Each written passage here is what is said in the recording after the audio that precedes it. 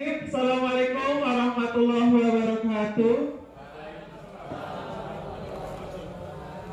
Alhamdulillah, puji syukur kehadirat Allah Subhanahu wa taala bahwasanya pada hari ini bisa berkumpul dalam rangka diseminasi tugas PGP. Saya Yuliani, CGP angkatan 8 dari SMA 3 Cikarang Utara. Terima kasih saya ucapkan kepada Bapak dan Ibu guru sekalian. Saya akan mendistribusikan tugas PGP tentang budaya positif. Namun sebelumnya kita pemanasan dulu ya Bapak Ibu ya. Udah dingin. Kita pemanasan dulu ya. Oke.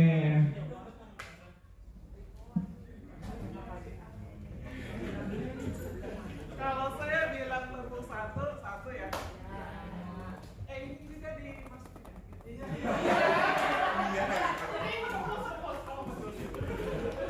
Kalau bilang tepuk dua, kanan dulu ya. Kemudian tepuk tiga, satu, dua, tiga. Kemudian tepuk empat.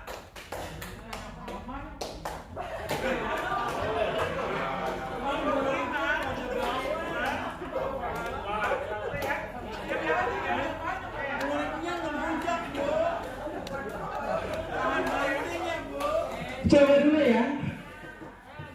Tepuk satu, tepuk dua, tepuk tiga, tepuk empat, tepuk lima.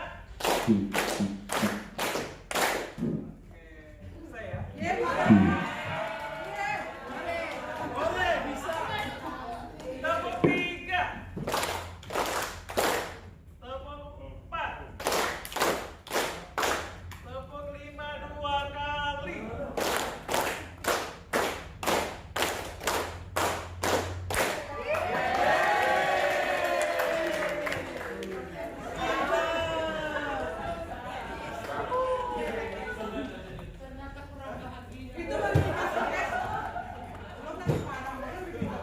Ya mungkin ini juga bisa dipraktekkan di kelas-kelas ya, karena untuk mewujudkan menciptakan kepemimpinan pembelajaran dari dalam kelas gitu itu. Oke, langsung saja tentang budaya positif. Ya, dalam konsep-konsep budaya positif ini ada 7 hal. Pertama, tentang perubahan paradigma belajar, disiplin positif dan nilai kebajikan universal. Kemudian motivasi perilaku manusia, keyakinan kelas, kebutuhan dasar manusia, posisi kontrol guru, dan segitiga restitusi. Nah, pertama tentang perubahan paradigma belajar. Perubahan menurut Bapak Pendidikan Indonesia KHD yaitu Bapak Hajar Dewantara, yaitu menuntun segala kodrat yang ada pada anak agar mereka mencapai keselamatan dan kebahagiaan yang setinggi-tingginya. Dalam upaya mendidik anak atau peserta didik, KHD berpendapat bahwa pendidikan itu harus berpegang pada kodrat alam dan kodrat zamannya. Kodrat alam di sini adalah kekuatan, potensi, dan keadaan diri yang secara alamiah melekat pada masing-masing individu. Dan kodrat zaman, keadaan diri yang berubah sesuai dengan kondisi sosial, budaya, dan perkembangan zamannya. Didiklah anak sesuai dengan zamannya. Lanjut, Pak. Nah, dalam menuntun dalam menuntun laku dan pertumbuhan kodrat anak ini, KHD itu mengibaratkan peran kita pendidik itu sebagai seorang petani atau kebun yang akan menanam benih ya, benih jagung. Di sini apabila benihnya bagus, katakanlah benihnya bagus, peran kita guru itu adalah memupuknya. menyiraminya, kemudian juga dengan penyinaran yang baik, ya, maka akan tumbuhlah pohon jagung yang tumbuh subur. Ya. Kemudian selanjutnya, kendali pun apabila benih tersebut bagus, ya, akan tetapi kita dalam menutup tersebut tidak memupuknya dengan baik, tidak menyiramnya dengan baik, kemudian juga tidak mendapatkan sinar yang baik, maka tumbuhlah jagung yang kurang bagus gitu. Jadi fungsi kita adalah menuntun gitu ya. Selanjutnya, dalam proses menuntun ini anak diberi kebebasan, namun kita sebagai among yang mengemong gitu ya, yang mengasuh, yang among, agar anak tidak kehilangan arah dan membahayakan dirinya. Pendidikan ini bertujuan untuk menuntun, memfasilitasi, membantu anak untuk menebakkan garis-garis samar agar dapat memperbaiki lakunya untuk menjadi manusia seutuhnya. Jadi dalam teori tabula rasa itu, anak itu bukan seperti kertas kosong yang masih bersih dan masih bersih kosong, akan tapi anak itu sudah memiliki garis-garis samar, dan gurulah yang berperan untuk menebalkan garis-garis tersebut dengan tadi sistem among. Kita ini fungsi kita adalah sebagai among, menuntun mereka. Dalam menuntun ini namun kita tetap memberikan pengarahan agar mereka tidak kehilangan arah, karena tadi bahwa anak itu harus dididik sesuai dengan kodrat alamnya. Anak itu sudah punya kodrat alam dan kodrat zamannya. Selanjutnya, pembelajaran dengan paradigma baru ini merupakan pembelajaran yang dirancang berdasarkan prinsip pembelajaran berdiferensiasi, sehingga peserta didik belajar sesuai dengan kebutuhannya berdasarkan tahap perkembangan sesuai dengan teori psikologi modern untuk mewujudkan profil pelajar Pancasila. Jadi tujuan ini adalah untuk profil pelajar Pancasila. Profil pelajar Pancasila adalah beriman, bertakwa kepada Tuhan Yang Maha Esa, mandiri, kreatif, bernalar kritis, gotong royong, dan berkebinekaan global. Yang kedua, tentang disiplin positif dan nilai kebajikan universal. Kalau mendengar kata disiplin, apa yang terbayang Bapak Ibu? Tertib, kemudian tepat waktu, rapi, ya. Nah, disiplin ini berasal dari kata disiplina yang artinya belajar. Disiplin ini mengacu pada disiplin diri yang memiliki tanggung jawab terhadap apa yang dilakukannya berdasarkan nilai-nilai yang diyakini. Itu disiplin. Kemudian disiplin positif merupakan salah satu cara penerapan disiplin yang bertujuan untuk menumbuhkan kesadaran serta memberdayakan peserta didik tanpa imbalan penghargaan, yang tanpa reward, tanpa ancaman, tanpa hukuman. Itu budaya positif. Jadi dengan kesadaran mereka. Nah, sebagai pendidik, tujuan kita adalah menciptakan peserta didik yang memiliki disiplin diri, sehingga mereka berperilaku mengacu pada nilai-nilai kebajikan universal yang memiliki motivasi intrinsik dalam perubahan perilaku ke arah yang lebih baik. Jadi motivasi dari diri sendiri, bukan karena ancaman, hukuman, dan juga bukan karena reward. Mungkin itu bisa saja, akan tetapi tidak lama. Yang lebih enak karena motivasi intrinsik tentang disiplin positif ini. Nah, nilai-nilai kebajikan dan yang ini dicapai dari peraturan berikut. Contohnya ini ya. Misalkan ada dalam suatu peraturan harus menggunakan helm saat mengendarai motor. membuang sampah pada tempatnya, dilarang menggunakan kata-kata kasar, gitu ya. Nah, membuang helm saat mengendarai motor, kira-kira nilai kebajikannya apa? Bu Lulu mungkin? Safety, Bu. Safety Hairunisa. Keselamatan. Kemudian nomor 2, membuang sampah pada tempatnya, nilai kebajikannya apa kira-kira? Bersih. Kemudian dilarang menggunakan kata-kata kasar. Sopan. Oke, kita cek. Ya, betul ya. Jadi menggunakan helm itu ada nilai-nilai kebajikan di sana. Itu tentang keselamatan. Buang sampah pada tempatnya jangan sembarangan. Itu ada nilai-nilai kebajikan. Menjaga kebersihan. Kemudian dilarang menggunakan kata-kata kasar. Nah, nilai kebajikan itu saling hormat menghormati, bersikap positif. Ya, lanjut. Nah, itu tentang nilai-nilai kebajikan, disiplin dan nilai-nilai kebajikan. Kemudian yang ketiga, motivasi perilaku manusia. Tujuan dari disiplin positif ini adalah menanamkan motivasi pada murid untuk menjadi orang yang mereka inginkan dan menghargai dirinya sendiri dengan nilai yang mereka percaya. Ketika murid kita memiliki motivasi tersebut, mereka telah memiliki motivasi intrinsik yang berdampak jangka panjang. Motivasi yang tidak akan terpengaruh pada adanya yang namanya hukuman ataupun reward. Ya. Kemudian lanjut.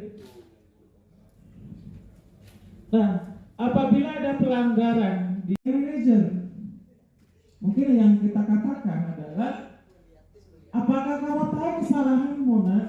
Kira-kira bagaimana kamu memperbaiki kesalahanmu? Ya.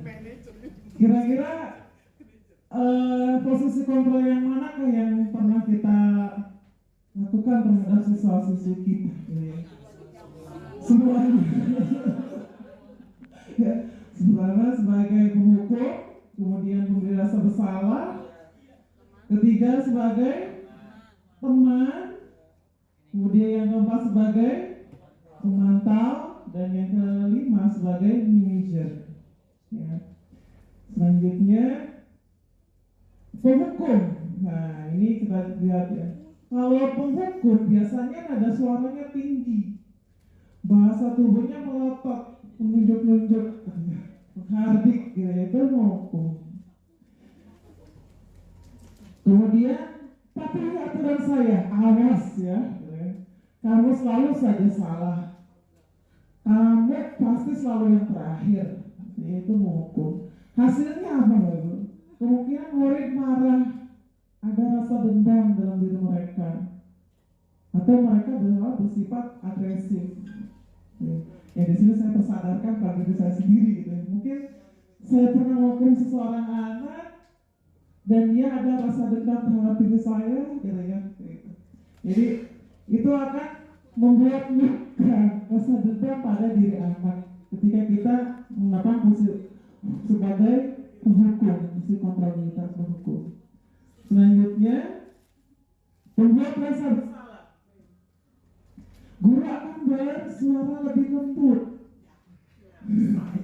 Membuat rasa bersalah akan menggunakan keheningan, membuat orang lain merasa tidak nyaman, bersalah dan rendah diri artinya tersebut. Nada suaranya halus, memelas, sedih, lesu. Kamu ini, nak, tolong, untuk ibu, nak, ibu capek, gitu ya, seperti itu, gitu ya. Tolong salah, ya. Hasilnya, murid akan merasa bersalah dan telah mengecewakan. Murid merasa menjadi orang yang gagal, tidak sanggup membahagiakan orang lain, gitu ya, berdampak seperti itu. Ingat mati, nah.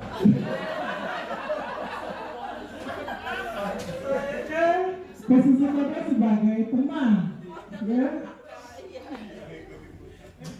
Guru pada posisi ini tidak akan menyakiti murid, namun tetap mengontrol murid secara persuasif. Nada suaranya ramah, akrab, bercanda, ya.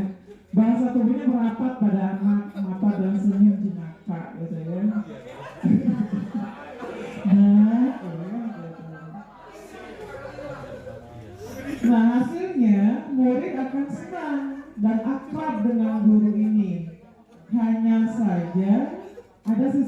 negatifnya, murid menjadi tergantung pada guru tersebut.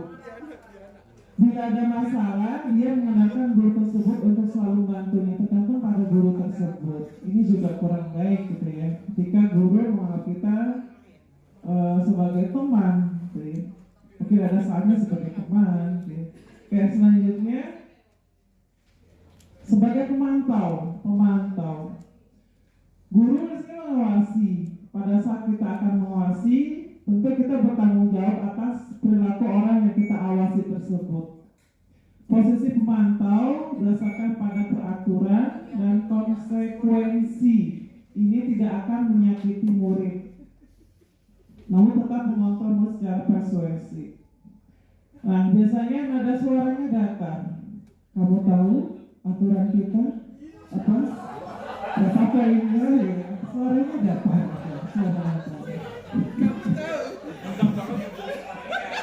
Bahasa tubuhnya formal.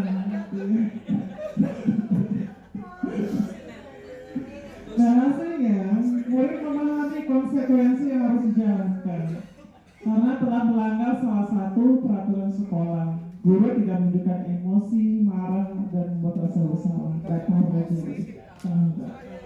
Kamu tahu gak? Oke, kemudian selanjutnya. Nah, sebagai manajer mungkin ini kita yang harus kita tanamkan gitu ya, pada kita sebagai posisi kontrol guru sebagai manajer.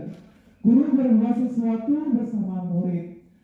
Ini mempersilahkan murid untuk mempertanggungjawabkan perilakunya, mendukung murid agar dapat menemukan solusi atas permasalahannya sendiri.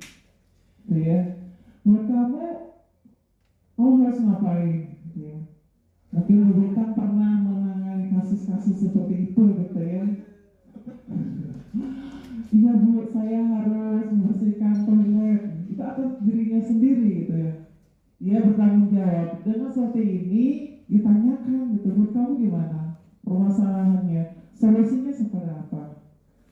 Nah, di sini menciptakan murid yang lebih merdeka dan bertanggung jawab, mandiri. Kemudian ada suaranya tulus, bahasa tubuhnya tidak kaku, mendekat ke murid. Nah, misalnya, apa kamu meyakininya? Jika kamu meyakininya, apa kamu bersedia memperbaikinya? Apa rencana kamu untuk memperbaiki hal itu? Jadi lebih ini ya, ngobrol gitu dengan anak berpikir, anak lebih bertanggung jawab.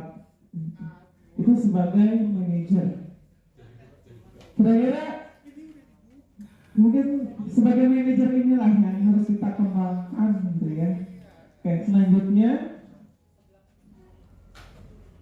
Nah, terakhir tentang segitiga restitusi yang tadi yang sudah saya singgung, bahwa dalam peraturan itu akan muncul 3. Apa saja? Pertama, hukuman, konsekuensi, dan restitusi. Apa itu restitusi gitu ya? Untuk mendisiplinkan siswa ada cara yang dapat kita terapkan dengan segitiga restitusi ini. Oke, lanjut. Restitusi ini dikembangkan oleh Diane Lawson ya pada teori kontrol dari William Glasser. Oke, lanjut Pak. Restitusi ini suatu dialog yang dijalankan oleh guru agar dapat menghasilkan murid yang mandiri dan bertanggung jawab.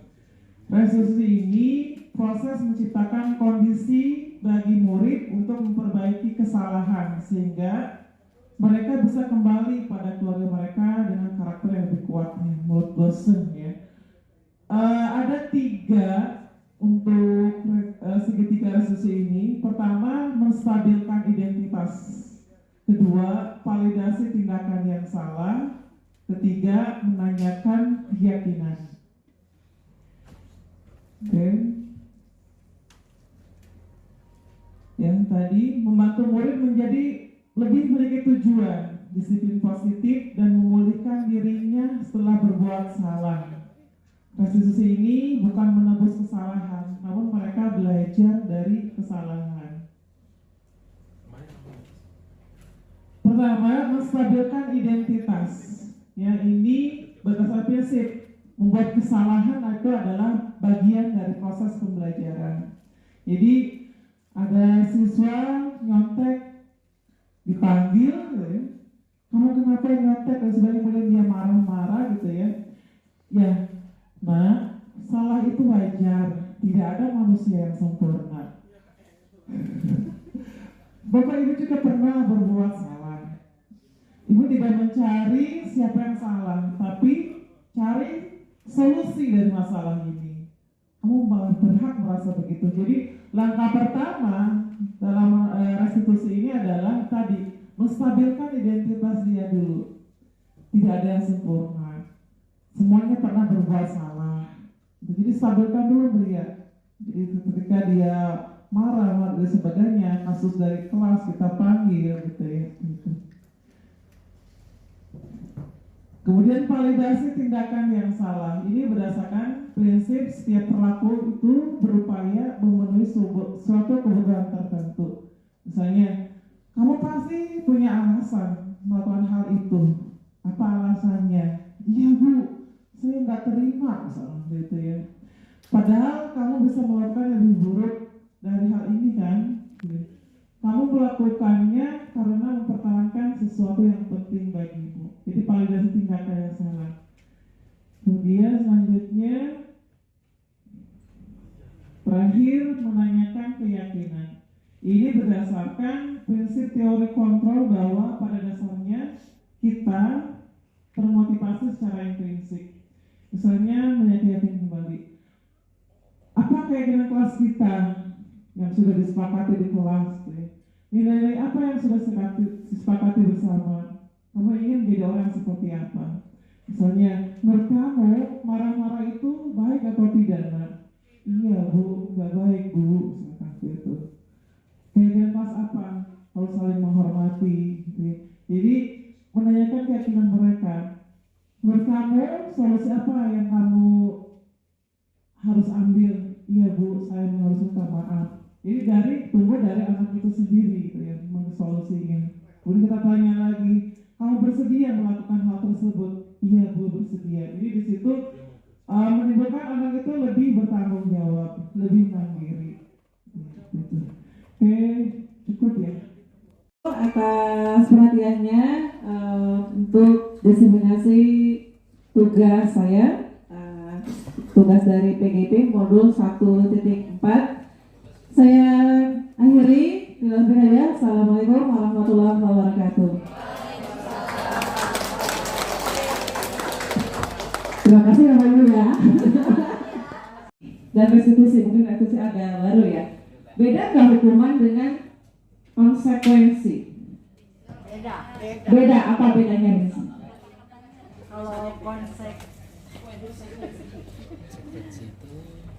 Kalau konsekuensi berarti sudah kesepakatan. Kalau hukuman kita memberikan punishment terhadap pelanggaran. Itu ya. Tepuk tangan untuk soal.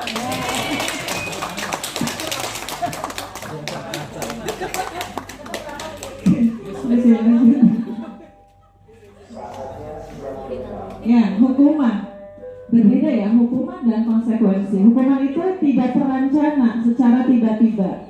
Hukuman itu bersifat satu arah dari kita aja gitu ya. Hukuman yang diberikan bisa fisik, psikis, dan murid tersakiti oleh mungkin suatu perbuatan ataupun kata-kata.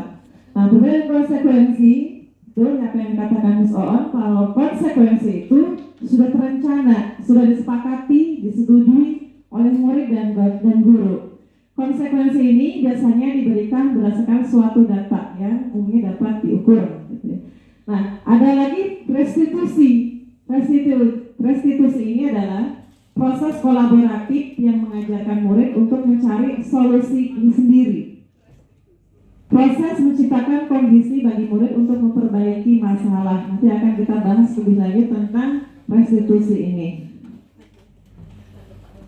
Nah, untuk kita lebih membedakan mana itu hukuman, mana itu konsekuensi. Nomor 1, membersihkan tumpahan air di meja karena tersenggol saat belajar. Hukuman atau konsekuensi? Konsekuensi.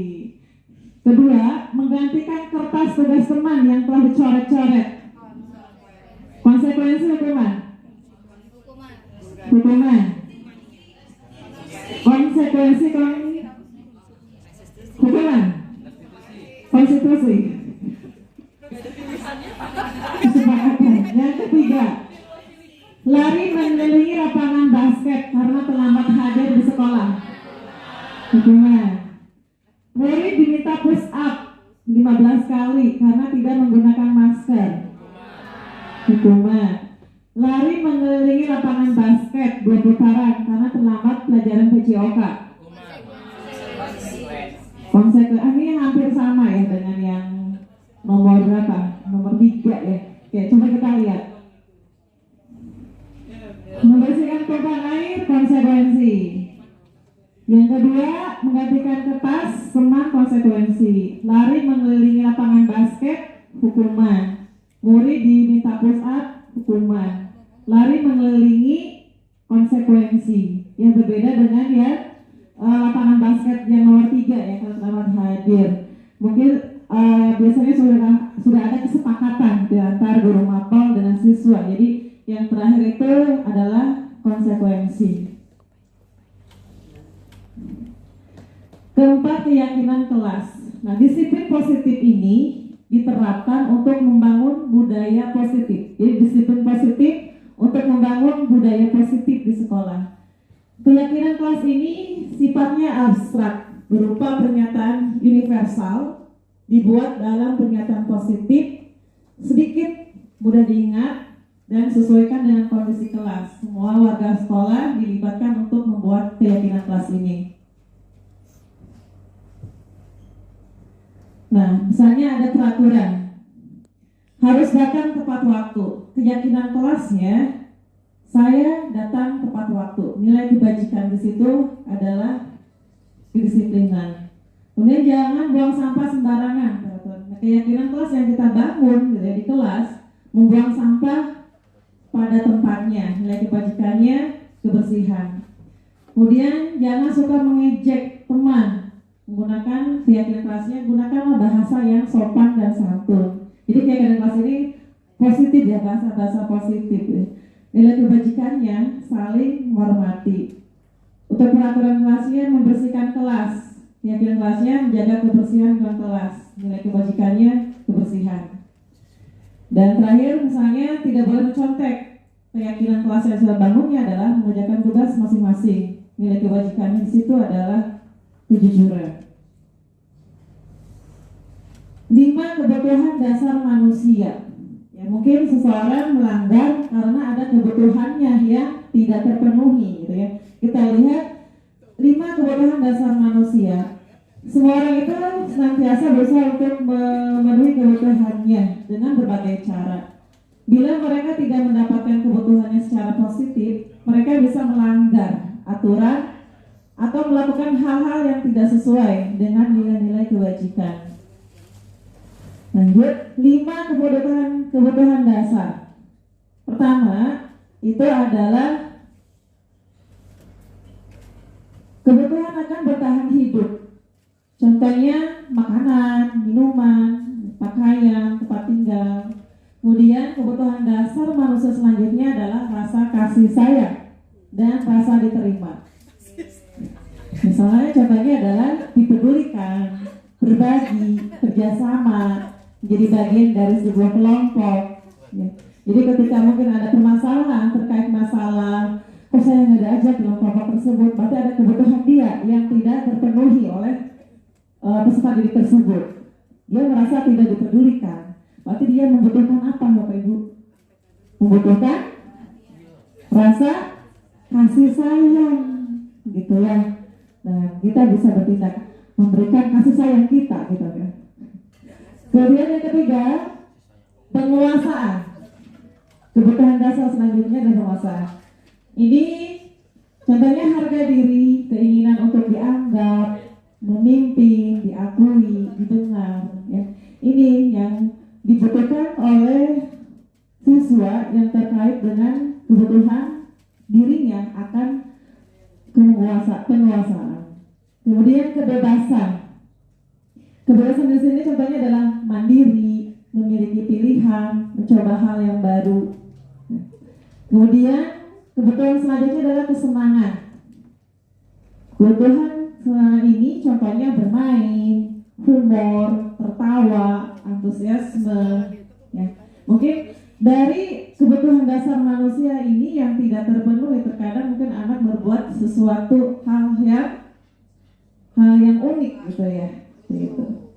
Dan kita harus bisa mengetahui, kebutuhan apa yang dia perlukan.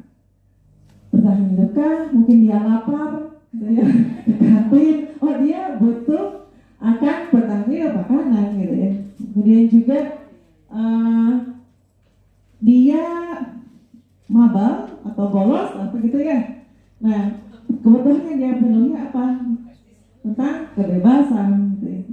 Oke, selanjutnya 6. Tentang posisi kontrol guru.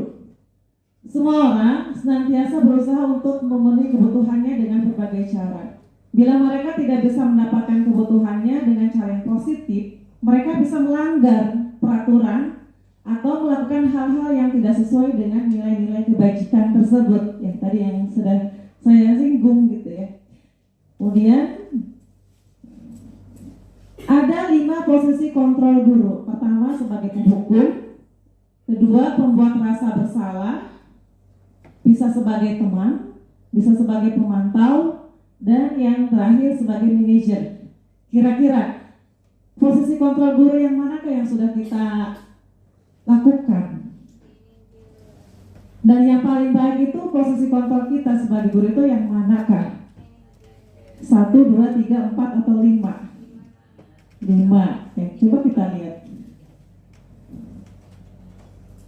Contoh penerapan posisi kontrol. Ini ada kasus, karena saya banyak ini contoh aja gitu ya. Mungkin banyak kasus-kasus yang lainnya. Gitu ya. Misalnya siswa itu tidak menggunakan atribut lengkap saat upacara. Nah, ini private banget ya. Kalau misalnya posisi kontrol sebagai penghukum, hormat bendera salah 1 jam. Jadi terini gitu ya. Iya, benar Ibu. Ketika saya mengikuti ini gitu ya, kegiatan PGB, saya tersadarkan, astagfirullah, saya banyak hal yang mungkin salah pada diri saya. Saya pernah menghukum siswa, saya pernah yang lainnya gitu kan. Nah, di sini saya tersadarkan gitu ya, dengan setelah mengetahui, iya itu tidak baik gitu kan. Ada hal yang seharusnya kita lakukan gitu ya. Penghukum mungkin saya pernah juga menghukum gitu ya, ke siswa ya. Itu membuat rasa bersalah. Nih, paling yang di sebagai posisi kontrol membuat rasa bersalah. Berapa kali ibu katakan, Mak, memberitahu kamu selalu saja mengecewakan ibu gitu ya. Itu pembuat rasa bersalah. Kemudian yang ketiga, sebagai teman, ya kita bisa juga bertindak sebagai teman. Ayo dong, ikuti aturan sekolah, tolong bantu ibu ya. Sekali ini, ya sudah dah, nggak apa-apa. Lain kali jangan sampai membuat seperti ini lagi ya. Itu menempatkan posisi kita sebagai teman, sebagai kontrol teman. Kemudian sebagai pemantau, kamu sudah melanggar peraturan sekolah. Kamu tahu nggak konsekuensinya? Sebelum upacara, kamu beli atributnya ke koperasi. Jangan diulangi lagi ya. Itu posisi kita sebagai pemantau. Fungsi kontrol guru. Paling atas.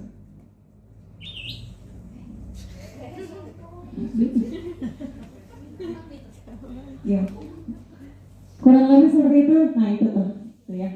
Jadi ada nilai disiplin dan nilai kebajikan universal, motivasi perilaku, fungsi kontrol, kebutuhan dasar, dan tentang segitiga restitusi. Mungkin itu yang bisa saya sampaikan terkait tentang budaya positif. Mungkin dari Bapak Ibu ada yang mau menambahkan. Kita sharing aja ya. Saya berdiri di sini bukan berarti saya tidak itu ya. Justru Bapak Ibu lah yang mungkin lebih banyak pengalamannya dibandingkan dengan saya. Ya, gitu ya. Mungkin dari Bapak Ibu ada yang mau berdiskusi, berbagi, enggak? Tidak ada, udah jelas. Ada satu orang apa? Satu aja. Hah?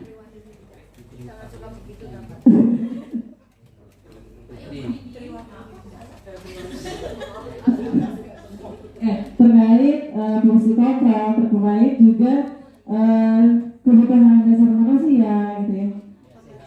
Segitiga resolusi tentang harian kelas, gitu ya. Jadi ya. Ya mungkin yang saya rasakan di sini setelah saya mempelajari modul ini itu bahwa kita itu harus menempatkan posisi sebagai manajer itu gitu ya.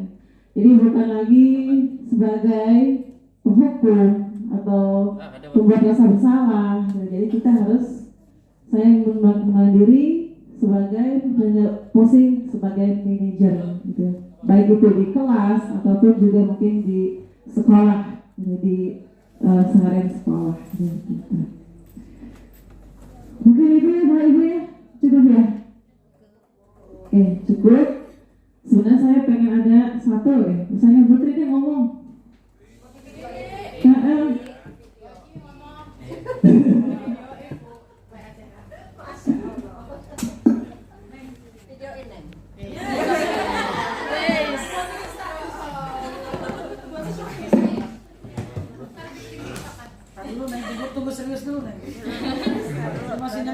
Terima kasih Bapak Ibu atas kebersediaannya. Iya, Sob. Baik, terima kasih Bu Yuli. Alhamdulillah bagus sekali apa yang dipaparkan oleh Bu Yuli. Dari apa yang dipaparkan oleh Bu Yuli ini sedikit menyentil pembiasaan-pembiasaan yang selama ini kita sebagai guru laksanakan di kelas. Ya, mudah-mudahan dengan apa yang Bu Yuli paparkan, sentilan-sentilan tadi bisa menjadi motivasi kita untuk senantiasa menjadi guru-guru yang bisa mempersiapkan peserta didik kita meraih apa yang menjadi masa depan mereka. Dan pembiasaan-pembiasaan positif ini senantiasa bisa menumbuhkan peserta didik yang memang berkarakter, ya, yang memiliki karakter yang bisa mengembangkan bakat dan minat sesuai dengan kodratnya tadi. Mungkin itu. Terima kasih banyak Bu Yuli atas sentilan dan ilmu-ilmu yang membantu kami atau mengingatkan kami. Terima kasih Bu Yuli. Tepuk tangan buat Bu Tri.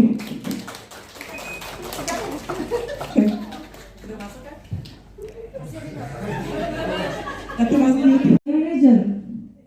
Mungkin yang kita katakan adalah, apakah kamu tahu kesalahanmu, Nak? Kira-kira bagaimana kamu memperbaiki kesalahanmu? Ya. Kira-kira posisi kontrol yang manakah yang pernah kita lakukan terhadap siswa-siswi kita? Ya. Semuanya. Ya, sebenarnya sebagai penghukum, kemudian pemberi rasa bersalah, ketiga sebagai teman, kemudian yang keempat sebagai pemantau, dan yang kelima sebagai manajer. Ya. Selanjutnya penghukum. Nah, ini kita lihat ya.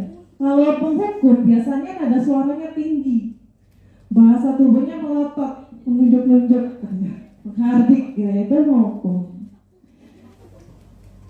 Kemudian, tapi aturan saya, awas ya, kamu selalu saja salah, kamu pasti selalu yang terakhir, itu menghukum. Hasilnya apa Bapak? Kemungkinan murid marah, ada rasa dendam dalam diri mereka, atau mereka bersifat agresif. Ya di sini saya tersadarkan pada diri saya sendiri gitu. Mungkin saya pernah menghukum seseorang anak dan dia ada rasa dendam terhadap diri saya, gitu ya. Jadi itu akan membuat luka rasa dendam pada diri anak ketika kita mengatakan fungsi sebagai penghukum, fungsi kontrolitas penghukum. Selanjutnya, membuat rasa bersalah. Guru akan bayar suara lebih lembut Membuat rasa bersalah akan menggunakan keheningan, membuat orang lain merasa tidak nyaman, bersalah dan rendah diri artinya tersebut. Nada suaranya halus, memelas, sedih, kamu ini nak, tolong untuk ibu nak, ibu capek ya, seperti itu ya. Tolong selesai ya. Hasilnya, murid akan merasa bersalah dan telah mengecewakan. Murid merasa menjadi orang yang gagal, tidak sanggup membahagiakan orang lain, itu ya, berdampak seperti itu. Ingat mati nak. Posisi mereka sebagai teman, ya. Guru pada posisi ini tidak akan menyakiti murid, namun tetap mengontrol murid secara persuasif. Nada suaranya ramah, akrab, bercanda, ya. Bahasa tubuhnya merapat pada anak, mata dan senyum jenaka, gitu ya.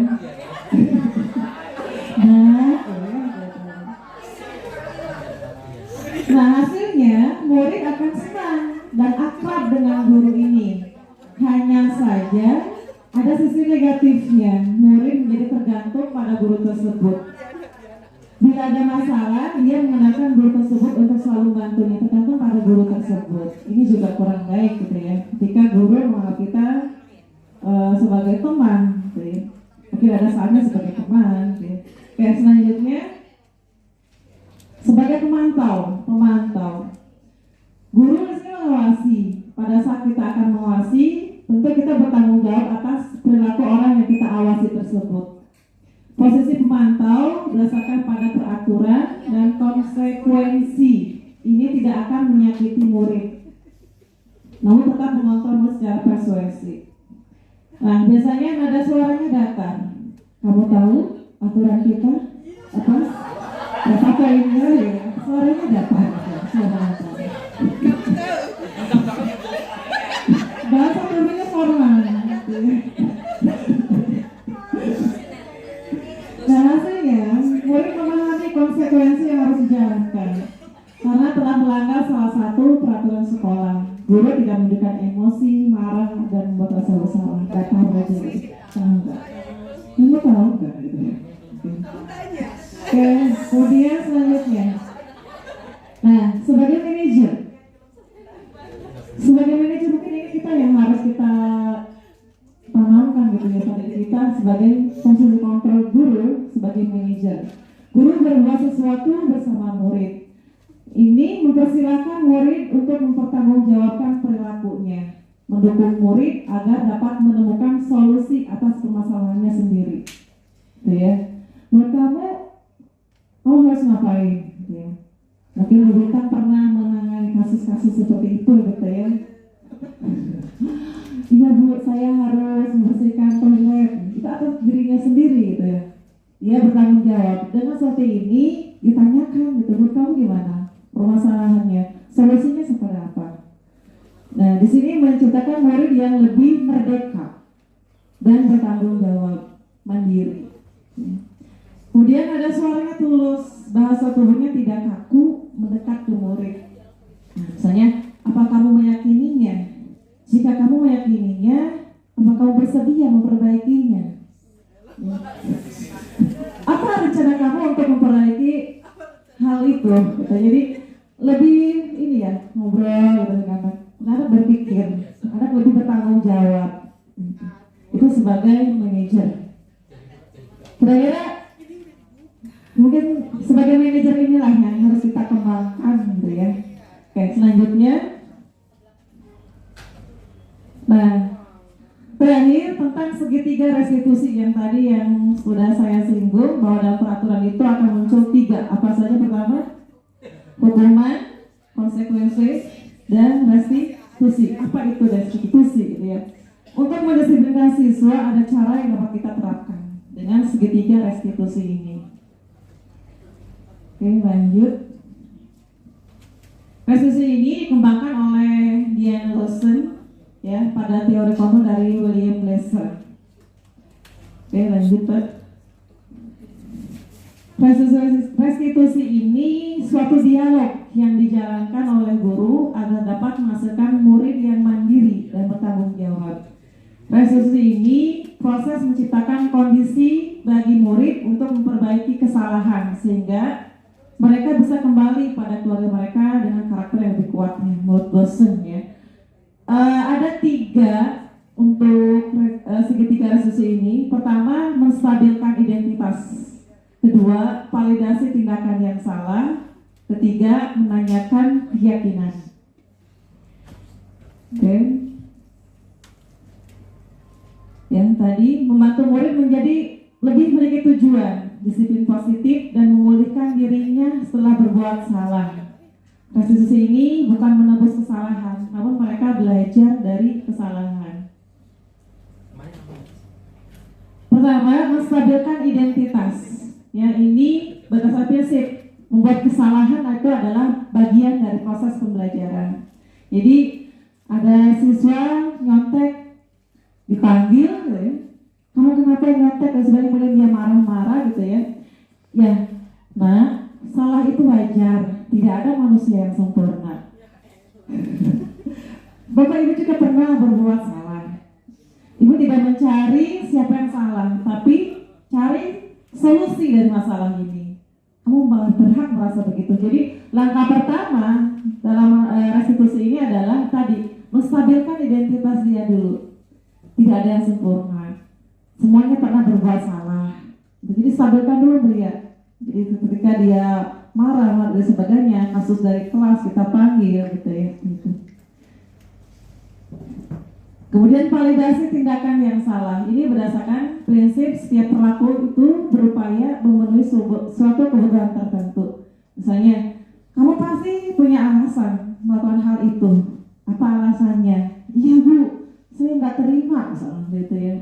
Padahal kamu bisa melakukan yang lebih buruk dari hal ini kan?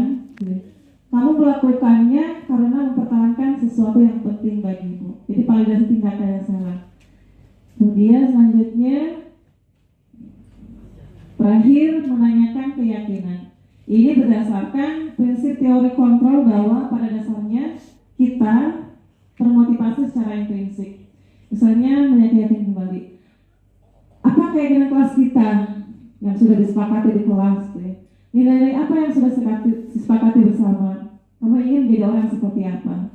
Misalnya, menurut kamu marah-marah itu baik atau tidak? Nah, iya Bu, nggak baik Bu, seperti itu. Keyakinan kelas apa? Harus saling menghormati. Gitu. Jadi menanyakan keyakinan mereka. Menurut kamu solusi apa yang kamu harus ambil? Iya Bu, saya harus minta maaf. Jadi tunggu dari anak itu sendiri gitu ya, solusinya. Kemudian kita tanya lagi, kamu bersedia melakukan hal tersebut? Iya Bu, bersedia. Jadi di situ menimbulkan anak itu lebih bertanggung jawab, lebih mandiri. Gitu. Oke, cukup ya. Fungsi kontrol guru paling atas.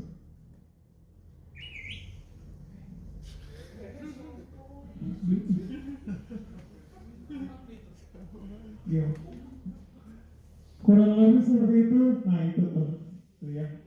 Jadi ada nilai disiplin dan nilai kebajikan universal, motivasi perilaku, fungsi kontrol, kebutuhan dasar, dan tentang segitiga restitusi. Mungkin itu yang bisa saya sampaikan terkait tentang budaya positif. Mungkin dari Bapak Ibu ada yang mau menambahkan. Kita sharing aja ya. Saya berdiri di sini bukan berarti saya betul tidak itu ya. Justru Bapak Ibu lah yang mungkin lebih banyak pengalamannya dibandingkan dengan saya. Gitu ya. Mungkin dari Bapak Ibu ada yang mau berdiskusi, berbagi.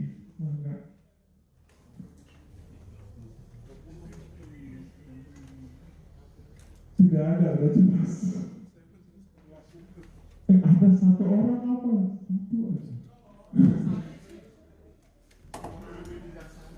Hah?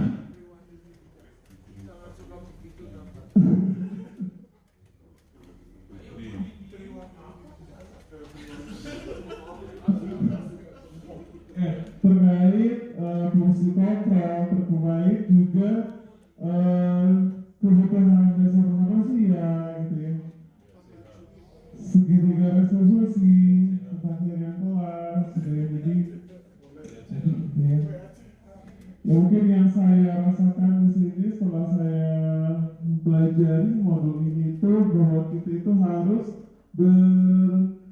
menempatkan posisi sebagai manajer itu gitu ya.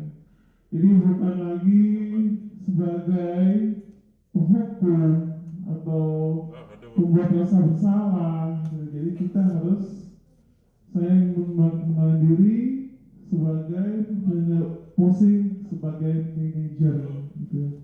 Baik itu di kelas ataupun juga mungkin di sekolah gitu, di seharian sekolah gitu. Mungkin itu ya Bapak Ibu ya, cukup ya. Oke, cukup. Sebenarnya saya pengen ada satu ya, misalnya Putri dia ngomong.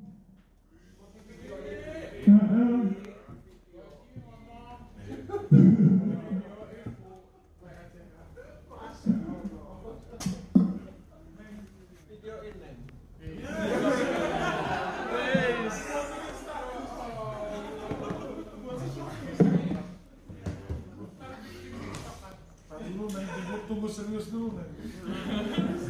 Masih nyengir nih soalnya. Terima kasih Bapak Ibu atas kebersediaannya. Iya, Sob. Baik, terima kasih Bu Yuli. Alhamdulillah bagus sekali apa yang dipaparkan oleh Bu Yuli. Dari apa yang dipaparkan oleh Bu Yuli ini sedikit menyentil pembiasaan-pembiasaan yang selama ini kita sebagai guru laksanakan di kelas ya. Mudah-mudahan dengan apa yang Bu Yuli paparkan, sentilan-sentilan tadi bisa menjadi motivasi kita untuk senantiasa menjadi guru-guru yang bisa mempersiapkan peserta didik kita meraih apa yang menjadi masa depan mereka.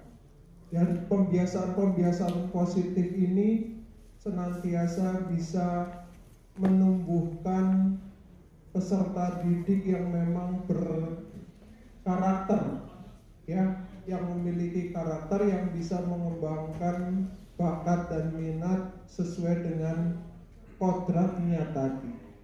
Mungkin itu, terima kasih banyak Bu Yuli atas sentilan dan ilmu-ilmu yang membantu kami atau mengingatkan kami. Terima kasih Bu Yuli. Tepuk tangan buat Bu Putri.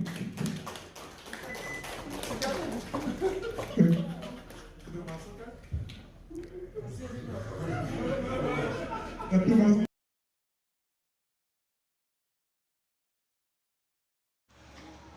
Assalamualaikum warahmatullahi wabarakatuh. Perkenalkan, nama saya Bintang Dwi Novianti. Saya adalah rekan sejawat dari Ibu Yuliani SPDMM.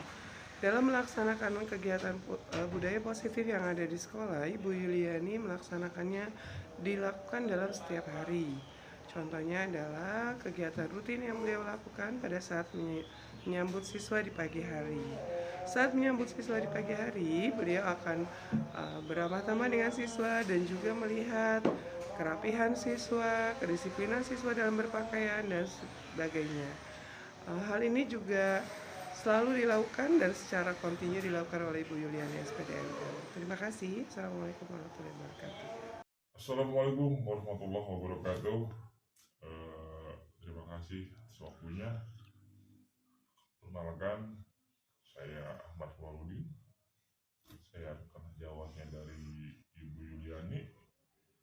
Pada kesempatan kali ini saya ingin menyampaikan testimoni terkait dengan aktivitas Ibu Yuliani di pagi hari ya, selaku pengajar.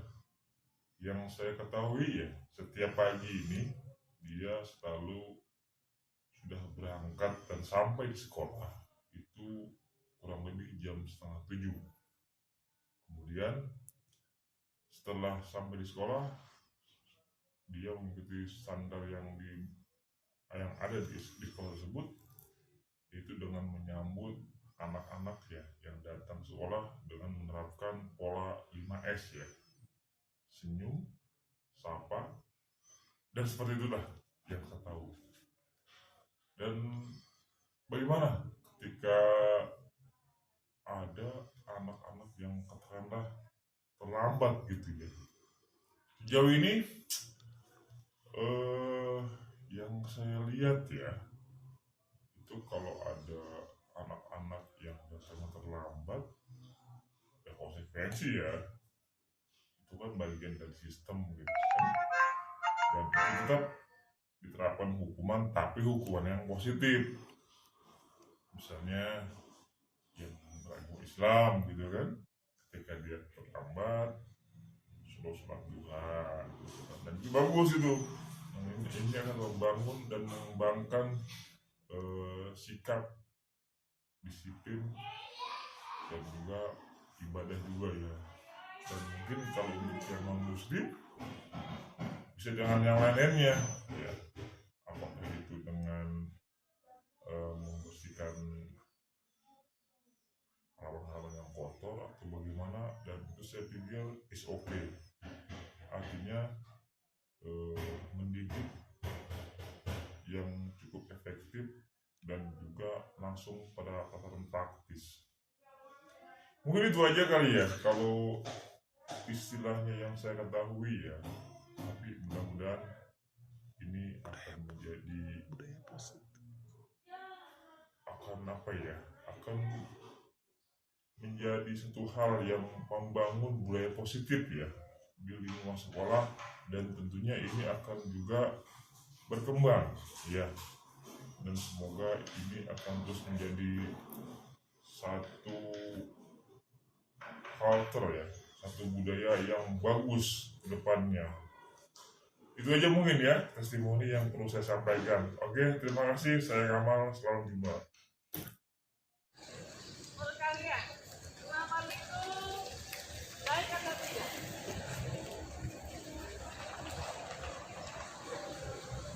Setiap orang memiliki alasan. Jadi, ini bisa memahami. Memiliki alasan. Nah, tetapi itu bertentangan dengan nilai-nilai yang ada di sekolah kita. Kesepakatan sekolah kita. Kesepakatan sekolah kita. Nilai-nilai apa yang kalian lakukan? Nilai kalian selama mudik. Nilai-nilai apa yang kalian lakukan ketika kalian selama mudik? Kedisiplinan.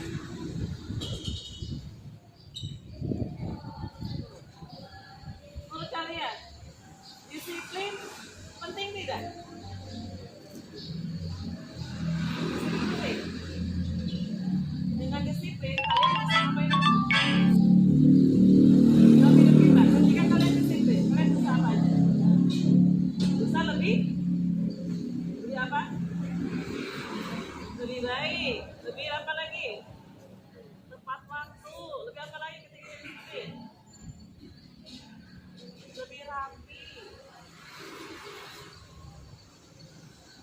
Jadi disiplin penting tidak? Bahkan ini berpengaruh pada kebiasaan kalian nanti. Kalian mau berubah tidak? Siap kalian untuk berubah? Lebih baik lagi? Siap ya?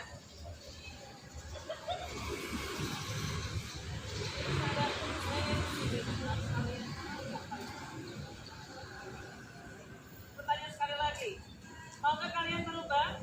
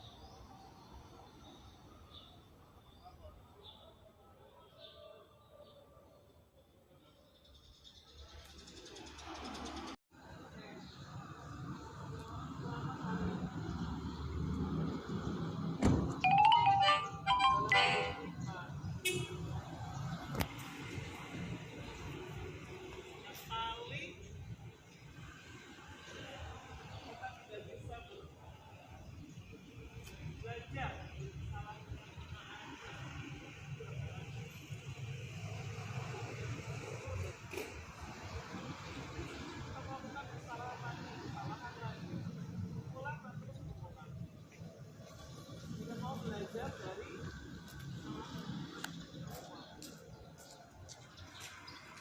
masuk masalah kecelakaan. Oke, itu mulai dari yang kecil. Berikan nama lengkap, kelas, dan alasan.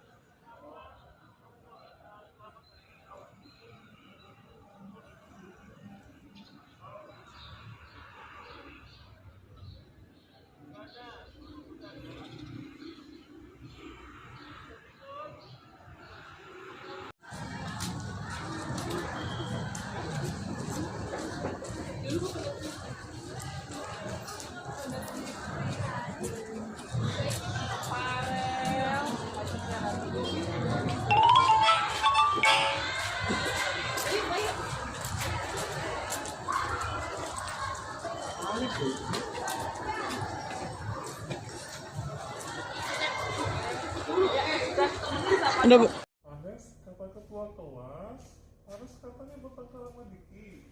Iya bu, soalnya tadi di kelas Diki terus berusaha mencontoh video saya bu.